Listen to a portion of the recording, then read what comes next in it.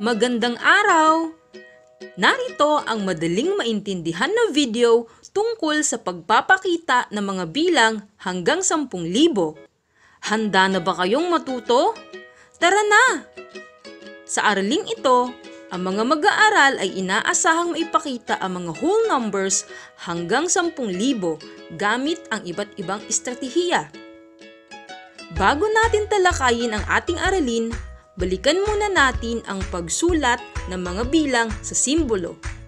Sa inyong papel, isulat sa simbolo ang mga bilang na nakasulat sa salita. Handa ka na ba? Umpisahan na natin! Number 1. 1,482.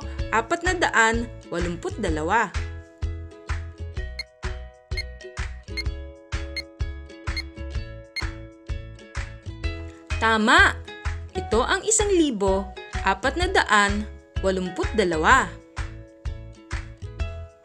Number 2. 5,239.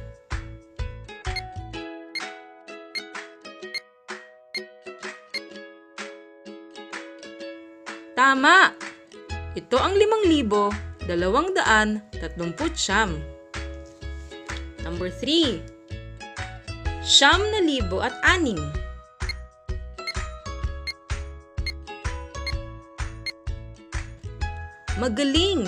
Narito ang bilang sa simbolo ng 9,006. Balikan natin ang mga nakuhang bilang.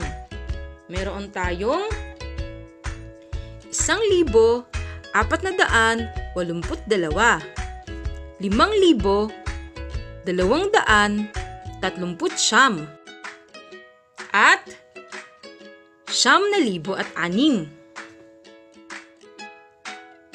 Ngunit, paano natin maipakikita ang mga bilang na ito? Sa pagpapakita o visualizing ng mga bilang hanggang 10,000, maaari tayong gumamit ng iba't ibang paraan.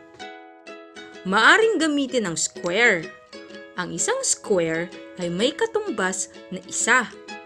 Ito ay ginagamit upang ipakita ang mga bilang na nasa isahan o ones. Ang katumbas ng 10 square ay isang long. Ang isang long ay may katumbas na 10. Ginagamit ito upang ipakita ang mga bilang sa sampuan o tens. Ang 10 longs ay katumbas ng flat. Ang isang flat ay katumbas ng 100. Ginagamit ito upang ipakita ang mga bilang sa sandaanan o hundreds.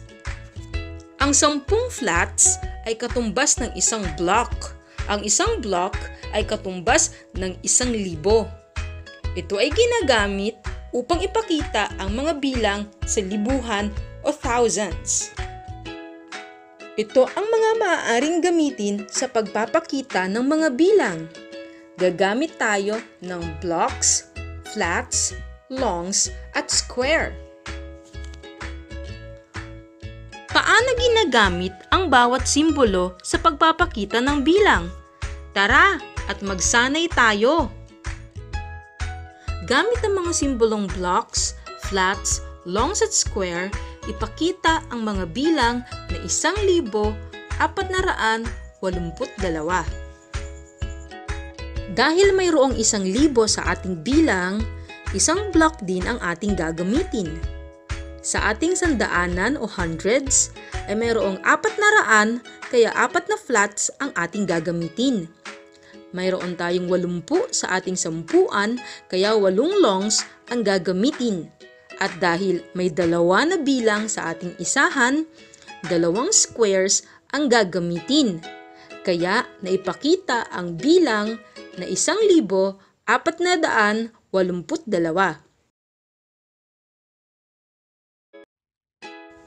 Magsanay pa tayo! Gamit ang blocks, flats, longs at square, ipakita ang bilang na 5,249. Dahil may 5,000 sa ating bilang, 5 blocks ang ating ipapakita. Sa sandaanan ay may 200, kaya 2 flats ang gagamitin. Mayroong 40 sa ating bilang, kaya 4 na longs ang ipapakita. At dahil may 9 sa ating isahan, 9 na square ang gagamitin. Kaya naipakita ang bilang na 5,249.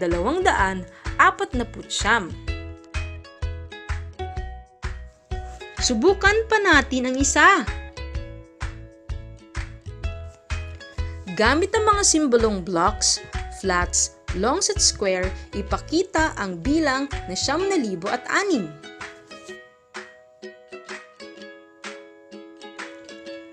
Dahil mayroon tayong 9,000 sa ating bilang, 9 na blocks ang ating gagamitin. Sa ating sandaanan ay 0 ang nakalagay, kaya walang flats na ipapakita. Gayon din sa 10, dahil 0 ang nakalagay, wala ring gagamiting longs. At sa ating isahan, mayroong 6 na bilang, kaya 6 na squares din ang gagamitin. Kaya naipakita ang bilang na 9,006. Nakuha niyo ba, mga bata? Madali lang, di ba? Ngayon naman ay subukan nating alamin ang ipinapakitang bilang ng mga simbolo.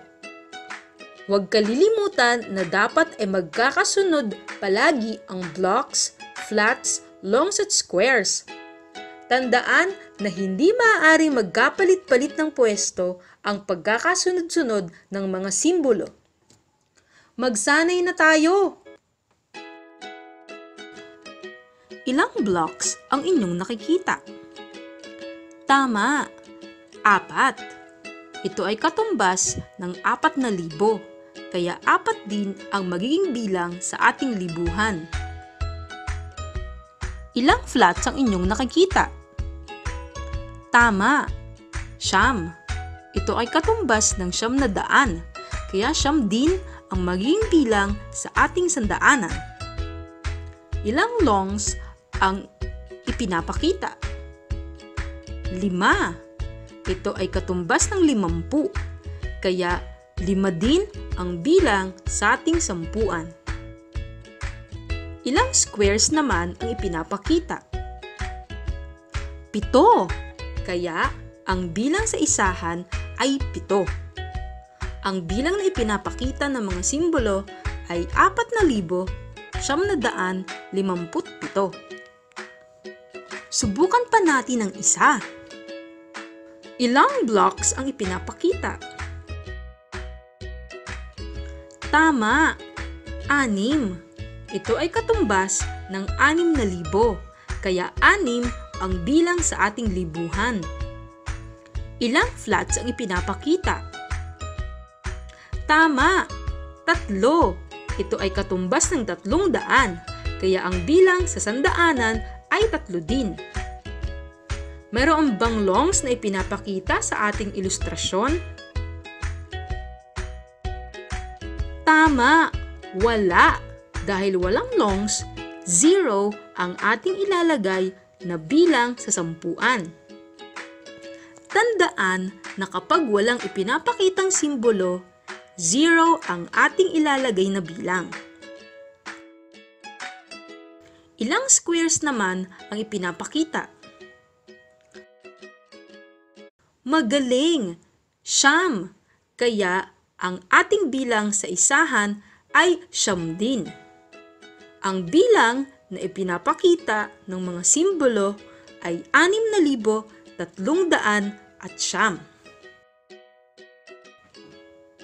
Ang galing, di ba? Subukan mo naman. Handa ka na ba? Narito ang halimbawa.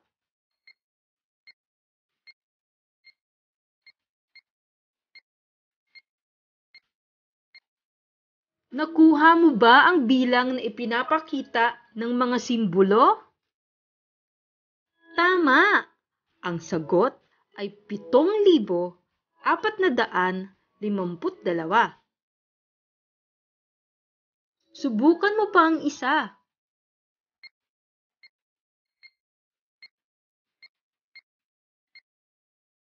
Nakuha mo ang ipinapakitang bilang? Magaling! Maaari ring gumamit ng number discs sa pagpapakita ng mga bilang. Ang laki ng number disc ay ayon sa laki ng bilang na ipinapakita nito. Maaaring gamitin ang number disc ng isahan, sampuan, sandaanan at libuhan.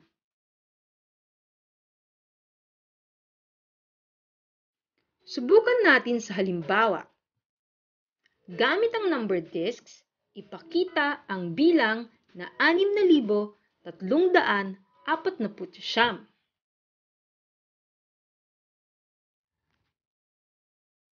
Dahil may 6,000 sa ating bilang, 6 na number discs na may tig-1,000 ang gagamitin. Sa ating sandaanan ay may 300, kaya 3 number discs na may tig-100 ang gagamitin. Pansinin na mas lumiit na ang number discs na ginamit. Sa ating sampuan ay may 40, kaya 4 na number discs naman na may tig-10 bilang ang ginamit. At sa ating isahan, may 9 na bilang, kaya 9 na number discs naman na may tig-1 bilang ang ginamit. Kaya, naipakita ang bilang na 6,349. Magsanay pa tayo. Gamit ang number discs, ipakita ang bilang na 8,052.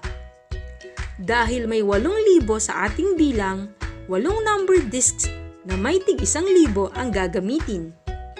Sa ating sandaan ay 0 ang nakalagay, kaya walang number disc na tig-100 ang ipapakita.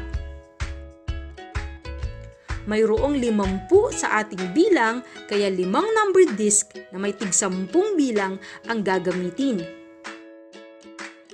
At sa ating isahan ay may 2 bilang, kaya 2 number disc na may tig-1 ang gagamitin. Kaya, naipakita ang bilang na 8,052. Subukan pa natin ang isa. Gamit ang number disc, ipakita ang bilang na 4,813. Gagamit tayo ng 4 na tig-1,000 number discs, 8 number disc na may tig-100, isang number disc na may 10 bilang at 3 number disc na may tig-1 bilang. Kaya, naipakita ang 4,813. Nakuha ba ninyo mga bata? Tandaan na sa pagpapakita ng mga bilang hanggang 10,000, maaaring gumamit ng blocks, flats, longs at squares. Ang isang block ay may katumbas na 1,000, ang flats ay may katumbas na 100, ang isang long ay may katumbas na 10, at ang isang square ay may katumbas na 1. Maaari ring gumamit ng number disc sa pagpapakita ng mga bilang. Upang malaman natin kung naiintindihan mo ang ating aralin, sagutan mo ang ating pagsusulit. Gamit ang blocks, flats, longs at squares, ipakita ang mga bilang. Number 1.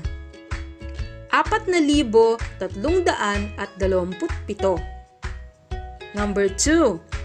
6,051. Number 3. 10,000.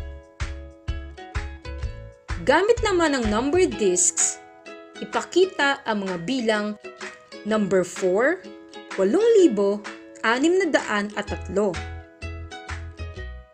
At number 5, 7,129. Kung hindi sapat ang oras na nakalaan, maaari mo munang i-pause o ihinto ang video upang magkaroon ka ng sapat na oras para magsagot. Handa ka na ba? Umpisahan na!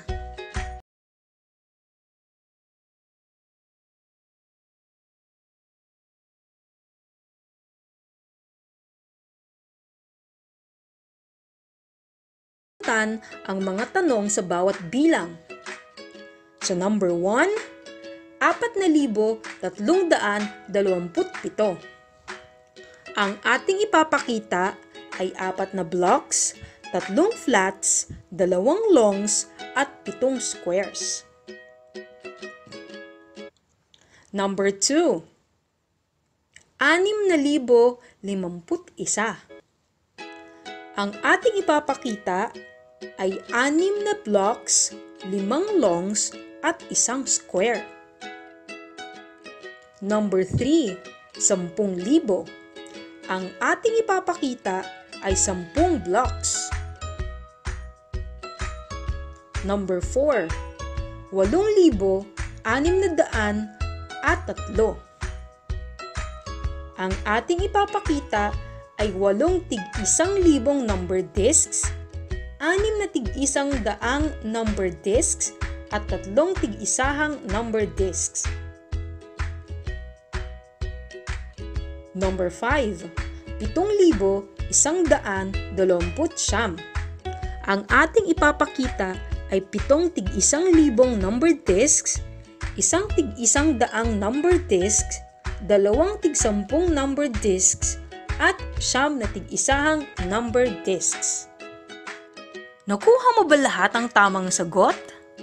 Mahusay! Binabati kita! Narito ang karagdagang gawain para sa higit mong pagkaunawa ng ating aralin. Gamit ang blocks, flats, longs at squares, ipakita ang mga sumusunod na bilang. Magaling! Natapos mo ang ating aralin. Kung may hindi ka maintindihan o hindi malinaw na bahagi, maaari mong balikan at pag-aralan muli. Maraming salamat sa panunood. Huwag kalimutang pindutin ang subscribe button at notification bell para sa maraming matsayang videos!